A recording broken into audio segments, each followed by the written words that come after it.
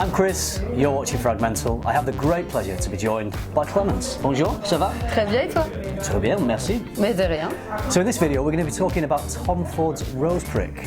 So, to hear what we've got to say, stay tuned to FM.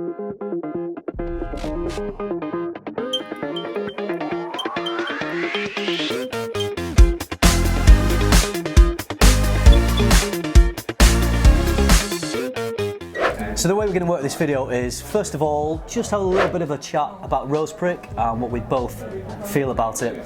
And then we will be comparing it to a second fragrance that I know what it is, you guys know what it is, Clémence doesn't know what it is, okay? So, what do you think, Rose Prick? Are you a fan? Well, I quite like it. I was surprised. I like it because I was really scared the first time I smelled it because of the name, Rose. Yeah. And I'm not really a rosy person. Okay. I like usually when it's very woody, very oriental. So Yeah. I was like, oh, this is not something I'm going to enjoy. But the first time I sprayed it, I could really smell the rose. And then after, it dried on to something different, isn't it? I agree. I think you can smell the rose. It is fairly prominent, but it's not a big, bold rose. It's not a feminine rose. It somehow reminds me of the rose in, say, Amouage Lyric Man, where it's definite. It's like an elegant rose, but I think it's the kind of rose that could definitely lean masculine or feminine. Okay. On work both ways. I thought the opening was quite like, I could feel a bit more femininity, but just only in the opening. Yeah. Like the first little few seconds, but then after, I feel, like you said, I think the best thing is that he found a good balance. So he balanced the roses because there's 3 types of roses, but I feel like with the patchouli, just breaking a little bit that too much florals, it gives a bit of greenness. Yeah. You see what I mean? Do you know what the 3 types of rose are? It's Turkish rose, May rose, and Bulgarian rose. Oh, I thought you wouldn't know. I was going to try and catch you out because I knew. No.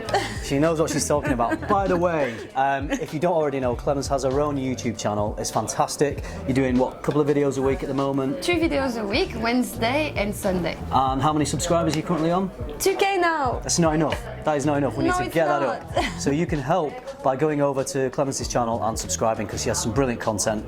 She works in fragrance, so she really does know what she's talking about. And we all love to get females' opinion on fragrances as well. So I'll leave Clémence's channel link in the description below this video, so head over there. So yeah, we both have Rose Prick sprayed on our hands here.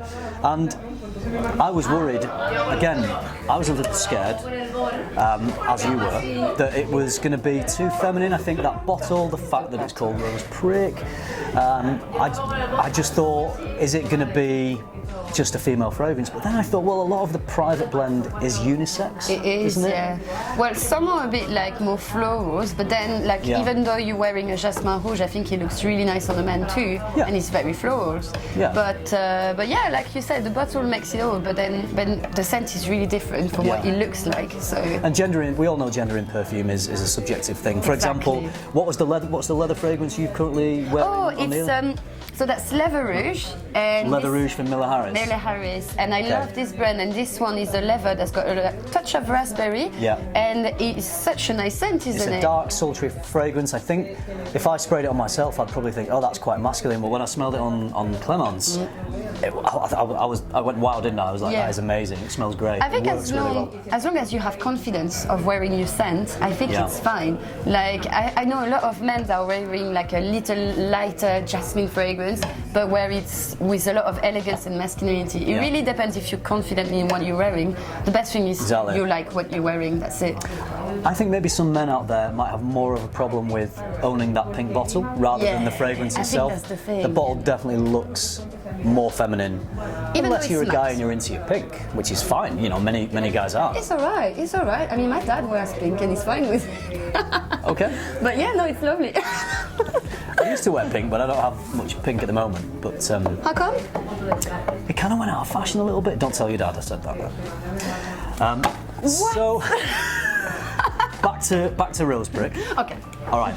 It is on topic because we were talking about pink. So yeah, feminine bottle, opens a little more feminine, but not so much so that Not a guy that couldn't much. wear it. Yeah. And then I think quickly we dive into this massive pool of patchouli. Exactly, yeah. And what I like about this patchouli, usually, like when I smell new patchouli, like in modern fragrances, it smells a bit green, earthy, quite light patchouli. Yeah. This is like a sticky one, like we used to do before, you know, in the vintage scent. Yeah. And that's what I enjoy because it's very round.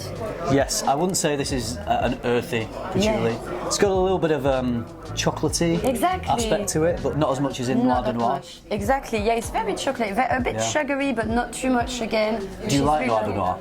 I do like it, but it depends on the occasion. Like it's really for my mood, this one, because I feel it's a lot of darkness, and I need to be really in a mood. Like, you know, like I want to wear confidence sometimes, and I'm gonna wear that, and I feel a bit like not in a bad mood, but you know, I need something very dark. I'm gonna go for this one. But it's a lot of darkness to wear, even though there's a little bit of rose. But always reminds me of Turkish Delights. Yeah, it does actually. Noir de Noir. I love Turkish Delight. But in comparison, Rose Prick less so. It doesn't have that dark, chocolatey vibe that Noir de Noir has. So it is quite a different fragrance. Exactly. And I think the patchouli in this is really. It feels quite robust. It's adding a lot of body. It's giving a lot of body to the fragrance. It makes it quite not powerful necessarily in terms of its projection, although I think it is great with projection, but powerful just in terms it feels like a strong scent. Yes, it does. It's not a floral kind of delicate little flower. This is like a. This is a confident scent. I agree, and also because it's got that very strong Tom Ford DNA, which is like, I feel that all his fragrances are encapsulated in something very powdery, incense-like, a bit churchy, and that makes it very provocative all the time. Provocative, I think that is the great. How do you say provocative in French? Provocante. Provocant. So I think it's very provocant. Provocateur for men. Provocateur. Oh la la. Oh la la. Oh. So I think, that is, to me, a great word to describe a lot of Tom Ford's fragrances, especially things like Lost Cherry and Effing Fabulous. Yes. But that's what he wants. He wants to be provocative. He's provoking emotion. To make videos like this. And I feel it's very sensual. It's not something you're gonna wear just to go like walking in a spring, like in a spring field or something like this. It's really something like you go out, you want to impress someone, you're gonna leave that impression. Like it's very like deep dark fragrance. It made me feel of that. I talked about it before, but it made me feel of a bit like a Tim Burton movies. I don't know if you see like very dark atmosphere. You know, like I don't know, that kind of. Oh right, okay. Thing. And the other thing that really speaks to me about this fragrance is the base, which adds to the kind of sweetness, and it's got this roasted tonka bean note in there. Yes, which is making it like a bit vanilla-like, but not too much. Like I could feel like a kind of like, I don't know why, like a bit woody undertone, even though there's apparently not. Maybe that's the roasted aspect of it rather than. Yeah, maybe. I made it smell to some of my friends, and all of them told me like there were wood inside, and I was like, oh right, They thought there was oud in there, right? Yeah, I don't know why. It has this woody nature. Yeah, I think it's like that kind of rose wood impression, like type of scent. Even if it's not really like this, but I don't know. I thought as well there was a touch of wood, you know, but no, it's maybe the tonka bean that does that. Maybe there is, and maybe they just don't list it. Yeah, who knows? So I really enjoyed wearing this, and I went round to my sister's house last week. Okay. And as I walked in, I'd had it sprayed on for 2 or 3 hours, and as I walked in, she gave me a hug. She said, "Oh wow, you smell great." And then I said, "Well, it's a unisex fragrance. Would you like to spray it on as well?" So she sprayed it on herself. Okay. And it smelled great off her. And then her husband came home, and he said, "Wow, you smell great." Oh. So we were just like in this circle of everyone smelling great. A circle of compliments to everyone. Absolutely. That's amazing. Just testament to the fact that I think it is a unisex fragrance. Oh, definitely. Okay. Yeah. No, it's really good. But I feel that with sometimes it gets very, very powdery. Like I don't know. I felt it very like a bit lighter. Yes, I think it dries down a little powdery. Yeah, very powdery. How do you think it compares to this one we've got on the other side? This is much more a bit greener and sharper. Yeah. Like it's not as incensey, like kind of like round fragrance. This is more sharp to me. Like Yeah. I feel there's patchouli as well, if I'm not wrong. Yeah. But this kind of like is really to the point, like very sharp. So when we first sprayed these side by side, I felt that this one was a little sweeter and louder in the opening. Louder, yes. Not as elegant, not as refined. I mean, we're talking about minimal differences here because in the air they do smell extremely similar, but this one was definitely a little more bombastic, a little louder. Yeah, that's what I told you. Like when you sprayed it on me, this is like I could really smell it everywhere around, and we were outside, so and it was really smelling and very powerful. And the first thing I've noticed is that stickiness, like nearly, I don't know. Yeah. I don't know. The opening was very like a bit more sugary to me. I don't know that I had that feeling, and then after I could smell a bit like more, I don't know, flower-like, a bit more discreet, but. But that kind of just slightly dry earthiness comes through more. That greenness in this one. Exactly. I could feel a bit like of now, not before, but now I can feel like nearly like mossy type of feeling. Okay. I don't know why. All right. No, it's not. Well, no. Well, I mean, possibly.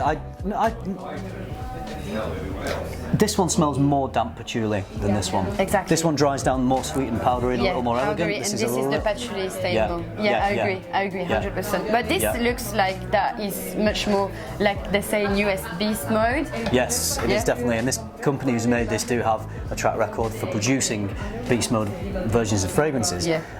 So I would say, I think they're both unisex, but I would say that this one dries down a little more masculine. It does, because this is makes me think of well, is not good, not to pull off all the men's in here, but it makes me feel a bit of a beauty product, which is really nice, and so that's how I compare powdery fragrance.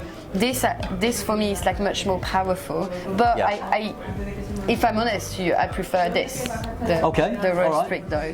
I feel it's a bit more refined, like you were saying. Yeah, I think it is. So the fragrance we're talking about is called Rosa's Thorn, and it is from Dua Fragrances. I think I've seen that on your channel before. Yes, so this is Dua's interpretation of rose prick, Rosa's Thorn, and I've been wearing this for the last week or so, and I wanted to directly compare it with the Tom Ford. I don't have a bottle of that, so we have Is that like a dupe? Yeah. You make me put a dupe on my hands.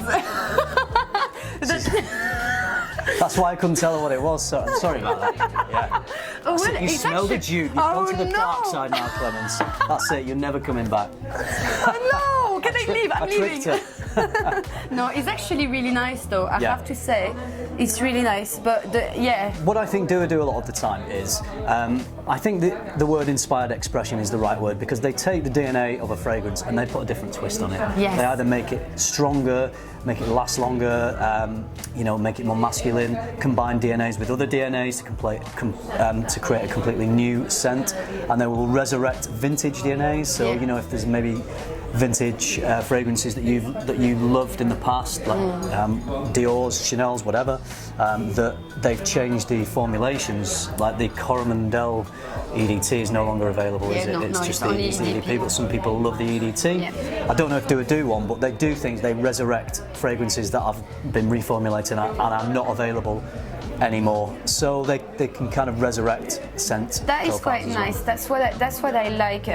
What I don't like with something that is going to be a dupe is that it's going to copying exactly the fragrance and make a publicity out of that. That I don't like. But if they find something a bit more creative, we all get inspired, and I think it's fine. And this is like, for me, quite different, so you have a little touch that this one doesn't have, and same for each other. So I think for me it's like I do see the similarities 100%, but this is for me different fragrance, and I feel I could enjoy wearing that for different occasions. Great. Yeah, no, it's nice. And I think there is a place for dupes. I always say about Perfume Parlour that if it weren't for that company, then I would not have spent hundreds of pounds on the fragrance industry, full retail niche fragrances, because sometimes I've had a clone or a dupe, and then I thought, well, you know what, I want the bottle of that. So then, because I've had that, I've then spent money on the original. So maybe they can coexist, maybe. Yeah, I think so. It's fine. At least, like, it's just this point that is annoying me sometimes. As long as they don't cross the line in saying this is sauvage. Well, you hate the ones where they try and make the bottles look almost exactly the same. Impossible. You want to stay away from those. Don't go near those. Because it's something different. There's a design in here. The bottle is quite cute. You know, it's really nice for the bag. Like, I mean, I like it. But I hate when they're doing exactly the same bottle and they retail it like it's the same. Like I directly I agree. No. I agree. Like, I think that is a step too far. Yeah, because you know it takes a lot of time for perfumer to create something. I think it's quite cool for them like to reinterpret and to like have some creativity out of a fragrance existing. I think it's really nice. Yeah. But not taking it too far. But this is cool. Okay. Well, I think we'll wrap it up there. Yeah. We covered loads on that. So thank you very much, Clémence, for agreeing to sniff a dupe. Well, you didn't. No, she didn't agree to sniff it. She didn't run away. If I knew I was going. Well, thank you very much. And don't forget to check out Clémence's channel. Again, I will leave I will leave a link to her channel in the description below the video. So go over there, give her a subscribe. You definitely won't regret it. So thank you very much for watching. I hope you enjoyed it. Hope you found it useful. Remember, keep tuning into FM and keep smelling good.